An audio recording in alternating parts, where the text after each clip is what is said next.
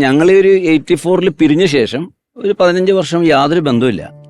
പിന്നെ സിദ്ദിഖായിട്ടുള്ളൊരു സൗഹൃദം വരുന്നത് 2003-4 കഴിഞ്ഞ് ഈ എന്ന് പറയുന്ന സംഘടന വരികയും സിദ്ദിഖ് ലാലും 41 മിമിക്രിക്കാരും എന്ന് പറഞ്ഞൊരു ടെലിവിഷൻ ഷോ ഇവര് പിരിഞ്ഞ ശേഷം ഇവര് തമ്മിൽ ഒരുമിച്ച് ഷോ നടത്തുന്ന ഞാനാണ്. ആ ഷോ വരുന്നു. ഇവർ രണ്ടുപേരെയും എങ്ങനെ വീണ്ടും ഒന്നിച്ചു എന്നൊക്കെ പലരും വന്നതിൻ്റെ അടുത്ത് ചോദിച്ചു. പിന്നെ ഇവർ രണ്ടുപേരെയും കൂടെ ഒരുമിച്ച് ചെയ്യാൻ പറ്റുമോ ഒരു സിനിമ, ഒന്ന് പ്രസാദ് ഒന്ന് ഇടപെടുമോ എന്നൊക്കെ പറഞ്ഞ് എൻ്റെ അടുത്ത് പലരൊക്കെ വന്നിട്ടുണ്ട്. ഞാൻ പറഞ്ഞു ഞാൻ അതിലൊന്നും ഇടപെടാറില്ല എന്ന് പറഞ്ഞു. പിന്നെ നമ്മൾ സിനിമ എന്ന് പറഞ്ഞാൽ പ്രോഗ്രാം ചെയ്യുന്ന സമയത്താണ് ഡെയിലി ഒരു സിനിമ ചെയ്യുന്ന പോലെ ഡെയിലി രാവിലെ ഉച്ചയ്ക്കും വൈകുന്നേരം 4 തവണ വിളിക്കുന്നതും ഈ 120 എപ്പിസോഡിൻ്റെ എല്ലാ ആർട്ടിസ്റ്റുകളായിട്ടുള്ള ചാറ്റിങ്ങിൻ്റെ എല്ലാം എഴുതുന്നതും ആയിട്ട് പിന്നൊരു 4-5 വർഷം കണ്ടിന്യൂസ് ഫോൺ കോളായിരുന്നു. ഈ മുമ്പുള്ളൊരു ബന്ധം ഇല്ലെങ്കിൽ പോലും അതിനുശേഷം പിന്നെ ഈ എക്സിക്യൂട്ടീവ് മീറ്റിംഗ് ഒക്കെ വരുന്ന സമയത്തൊക്കെ പുള്ളിയാണ് തീരുമാനിക്കുന്നത് ആരൊക്കെ എക്സിക്യൂട്ടീവ് മെമ്പേഴ്സ് വേണം. പുള്ളിക്ക് അറിയാം ഓരോ വ്യക്തിയുടെ A to Z പുള്ളിക്ക് അറിയാം മിമിക്രിക്കാരുടെ.